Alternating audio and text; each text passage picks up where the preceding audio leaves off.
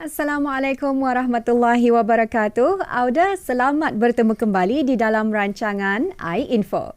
Jadi Auda, Allah Subhanahu Wa Taala telah menjadikan wanita dengan penuh keistimewaan dan kehebatan yang tersendiri. Namun himpitan dan juga tekanan hidup pasca kemodenan itu telah menyebabkan ramai wanita hilang hala tuju, jati diri dan juga identiti asasi seorang wanita.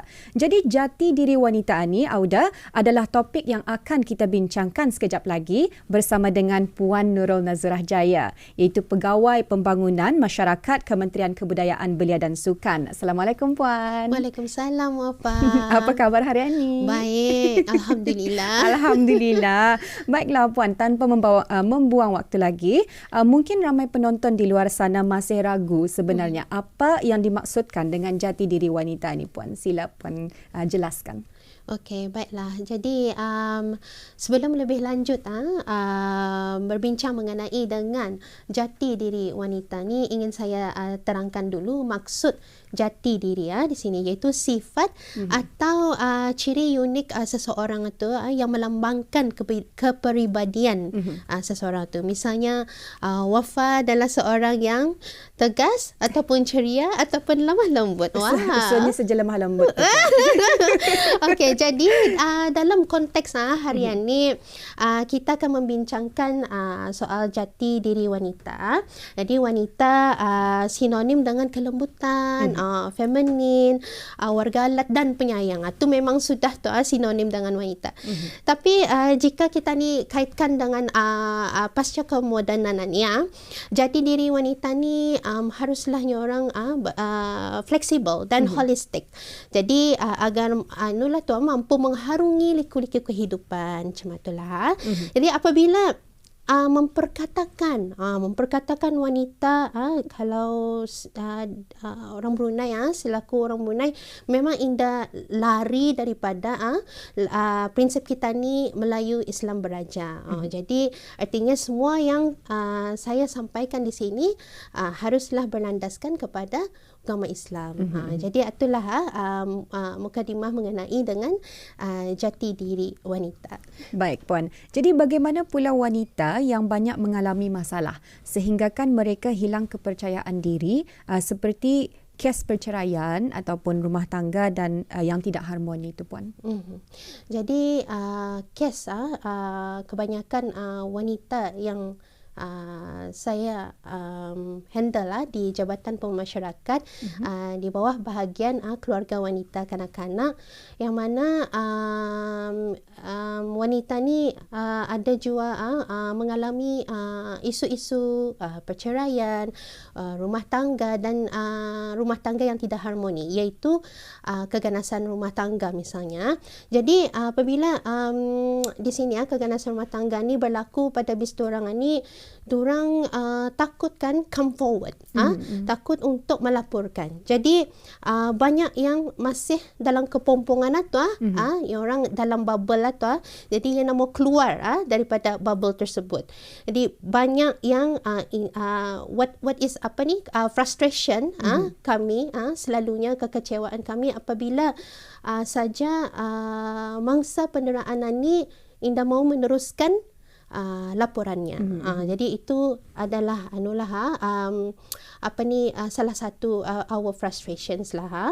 Apabila dorang tiba-tiba saja kami uruskan sudah segala proceedings untuk ke mahkamah, affidavitnya dan sebagainya untuk apply darah syar'i, restraining order, tetapi si isteri masih sayangkan suami. Itu tibalah macam pendiriannya tu indah tatap. Itulah. Jadi kenapa pula bis diorang ni enggan melaporkan? Satu ialah kerana fear of stigma. Jadi dia takutkan stigma ni. Puan karangnya jadi tahkunya ibu tunggal. Ni apabila ia merasa ada ingaunya, orang ingaukan orang bercakap-cakap pulang. Jadi itulah yang melimitkan dirinya, menghadkan dirinya untuk ke depan, untuk come forward. Jadi apabila tu juga ia akan berfikir kadangnya anakku cuma mana, korang dah tiada bapanya kita, cuma itulah. Jadinya lagi satu ni, ni selalu ni, selalu ni. Malu ku kan kawan-kawanku, apanya diorang, selalunya kami lovey-dovey. Cuma tu pasangan yang romantis. Jadi itulah tahu rupanya aku kan ada orang malu je aku tu puan, cuma itulah. So, this thing macam yang selalunya kami kami hadapilah apabila si isteri ni mangsa ni tiada pendirian jadi ni orang jati dirinya tu indah kuat ni orang indah teguh apabila saja terjadi perkara sebegini mulalah ia macam goyah dan tidak ada pendirian. Okey.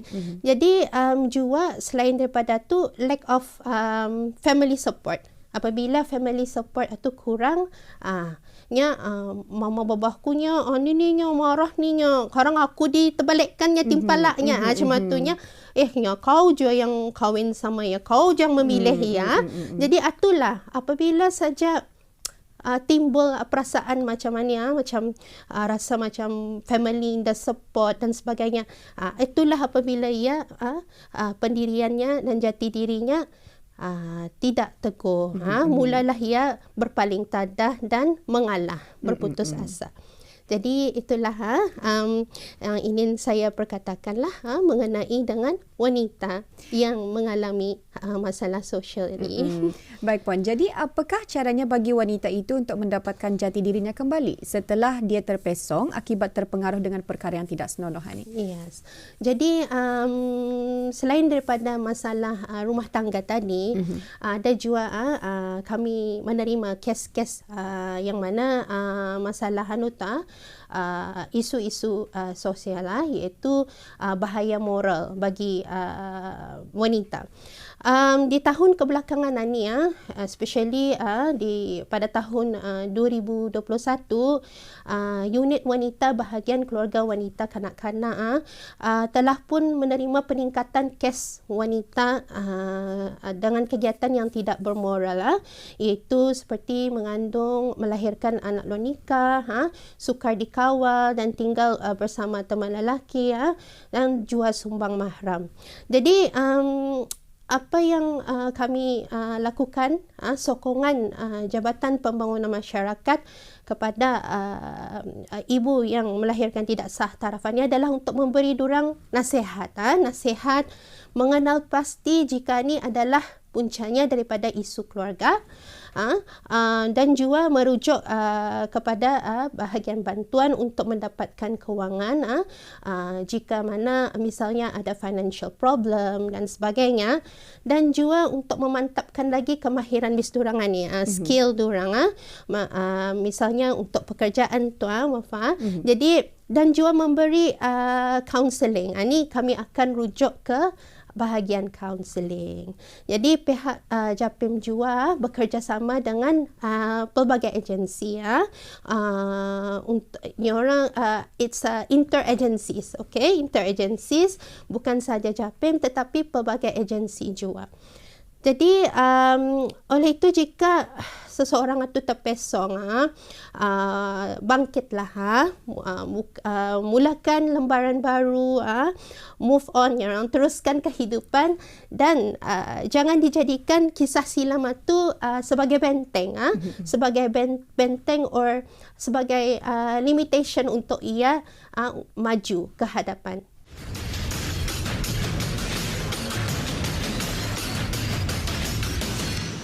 Jadi dari penjelasan Puan tadi dapat kita fahami sebenarnya hakikatnya jati diri wanita itu adalah bahagian daripada kepribadian yang dimiliki oleh wanita itu sendiri. Yes. Jadi sekiranya macam contohnya faktor-faktor luar itu sebenarnya memainkan peranan penting dalam meneguhkan jati diri seorang perempuan itu. Jadi kalau ia terlalu memikirkan cakap-cakap orang yang di sekelilingnya tu, ia akan menjadi goyah. Yes. Dan kepribadian dirinya pun macam bertantu macam tu. Jadi ia akan bercakap pun individu mau bercakap macam tu.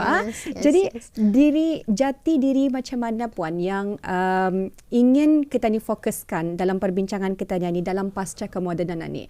Pasalnya masa ni pun dalam pasca kemodenan ni macam mana wanita tu kena ajarkan untuk bercakap. Jadi Indah lagi conserve-nya orang, Indah lagi reserve. So macam mana jati diri yang kita ni fokuskan dalam pasca kemodenan ni? Jadi poin pertama yang ingin saya ketengahkan di sini ialah apabila isu anunya macam survival ni orang survival, kelangsungan hidup.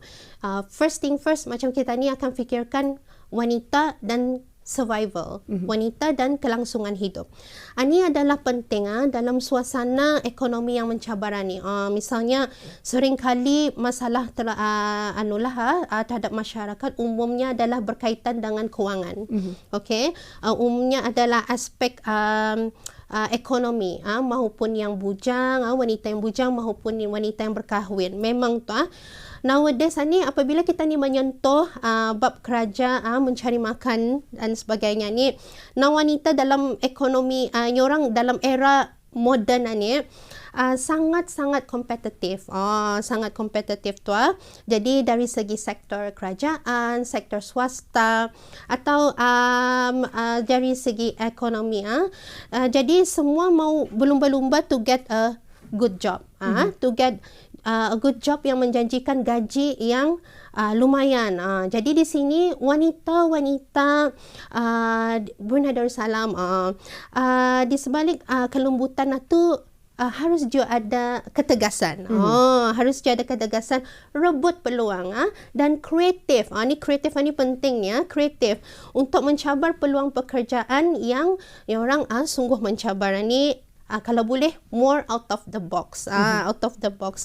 Jadi rebut peluang dengan perniagaan, SMEs dan sebagainya. Even di masa ni di Jabatan Pembangunan Masyarakat kami ada juga unit keusahawanan tu yang mana bekerja sama rapat dengan pihak DARE, Pusat Pembangunan Belia untuk empowering women ni.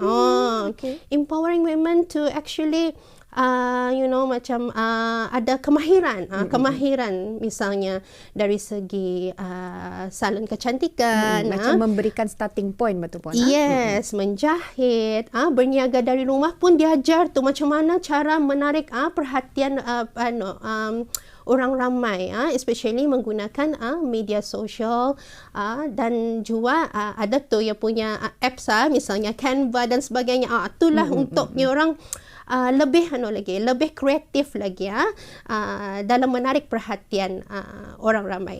Jadi selain daripada tu unit wanita juga ada satu program iaitu Prepanita.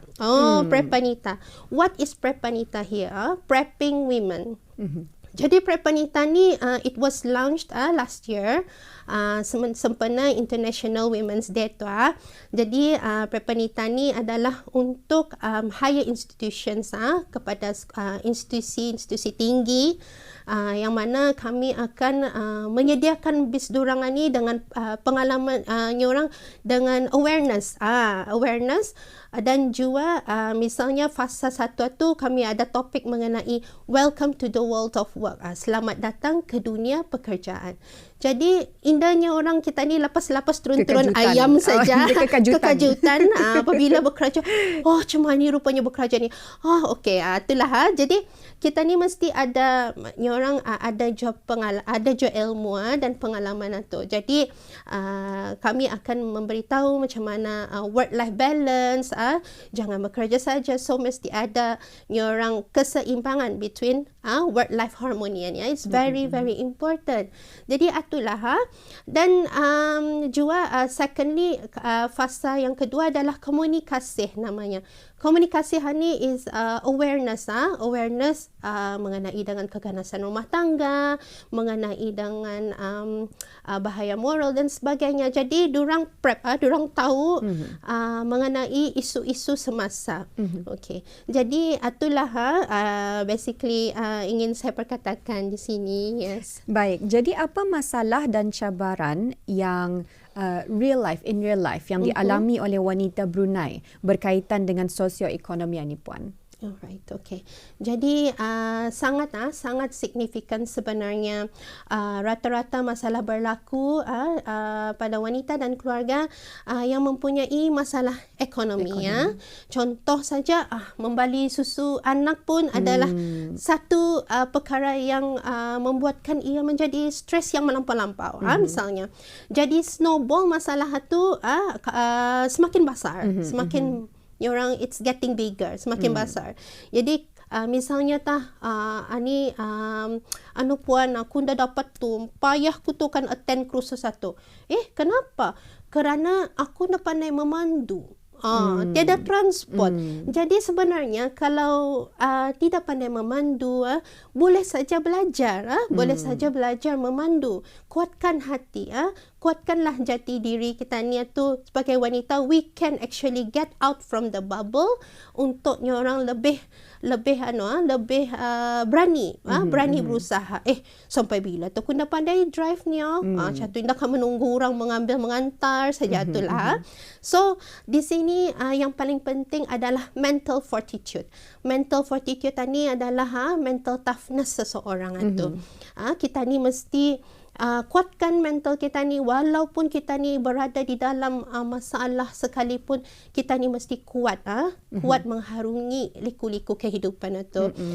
Jadi selain daripada tu juga a shift of mindset. Mindset ni very important. Untuk meluruskan segala-galanya mesti daripada mindset. Kalau mindset itu dah lurus, indah akan ke mana?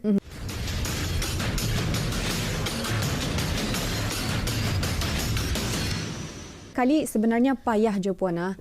Maksud saya payah tu sekali seorang wanita itu sudah mempunyai mindset yang lemah. Memang ia akan payah ataupun sukar untuk bangkit semula.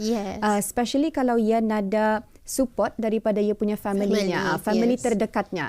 Jadi kalau sudah family terdekatnya pun indah support ia akan rasa tersisih dan automatik ia indah akan bangkit semula. Yes, correct. Jadi apa nasihat puan untuk kaum wanita di luar sana agar bangkit semula kepada especially wanita-wanita yang ada masalah dan yang membelenggu fikiran dorangan ni? Okay. Jadi sebenarnya kita ni mesti mengetahui apa sebenarnya problem kita ni atau apa sebenarnya masalah kita ni. Jadi misalnya tadi aku dah pandai memandu kah ataupun aku dah pandai apa-apa kacamata, sebenarnya boleh berusaha dengan support daripada keluarga misalnya. Jadi keluarga bolehlah mendorong, boleh tu kau tu maritah aku mengajar ataupun maritah aku mengantar kau ke sekolah memandu. Okey, jadi itulah tiada limit di sini sebenarnya. Ia boleh dengan sokongan keluarga tu dan dengan tidak memikirkan cakap-cakap orang lain. Misalnya benar kau kan belajar memandu ni macam warga emas sudah kawan ni macam tu tak kita ni indah mau tu sebenarnya walaupun indah kira usianya lah tu sebenarnya boleh dengan support keluarga. Okay. Jadi usaha sebenarnya tangga kejayaan. Okay. We are here actually to help jua jika ada masalah-masalah dan isu-isu yang tidak disenangi dan ingin curhatnya orang. Jadi itulah masa ni banyak agensi-agensi yang dapat membimbing wanita di luar sana sebenarnya dan saling tolong menolong dan bukannya memberikan destructive or nyorang competitive comments ke apa, destructive comments kan, tetapi nyorang more kepada konstruktif. Itulah Okay. Jadi sebelum kita ni mengakhiri episod ini, barangkali puan boleh kongsikan bersama para penonton di mana saja diorang berada, macam mana diorang kan reach habis kita Macam mana? Okay. So, bagaimana untuk reach kami sebenarnya adalah mengingati 3 nombor ni. 3 nombor. Jadi 3 nombor adalah 141. Macam iklan tu. 141 talian helpline. Okay. Bukan 143 tu Wafa, I love you tu. Oh, I love you too. Okay. I love you too. Okay. Jadi 141, alright. Talian helpline. Bagi child helpline 121. Jadi kanak-kanak pun boleh telefon. Hello, ada masalahnya. Tapi benar. Tapi benar Wafa. Ada juga tu Puan. Ada kanak-kanak yang menelefon. Kira-kira berapa umurnya tu Puan sebenarnya yang menelefon tu? Dalam lingkungan secondary school cuma tu. Barangkali banyak tekanan dari faktor luar lah. Okey Puan, terima kasih kerana telah mengongsikan segala ilmu dan nombor telefon. Nombor telefon barangkali berguna. Sebabnya kita ni pun Indah tahu bila kita ni akan kuat ataupun bila kita ni akan menjadi lemah. Jadinya kalau sekiranya kita ni dalam fasa yang lemah tu, it's nice to know that we have a support. Kalau sekiranya bukan dari family terdekat, we know somebody from the external factor yang boleh menyokong kita ni. Betul Wafa. Jadi melalui keterangan yang kita dapat tadi, kita ni selaku wanita harus mampu mempersiapkan diri sebenarnya Puan kan. Jadi kita ni mesti mampu berfikir dengan positif dan cerdas dan juga berani melakukan sesuatu perubahan tanpa melupakan kudrat kita ni sebagai ibu yang sudah kahwin lah tua dan jati diri wanita di dalam sesebuah keluarga. Jadi kita ni akan jumpa lagi di minggu yang akan datang dengan episod yang lain pula. Assalamualaikum warahmatullahi wabarakatuh.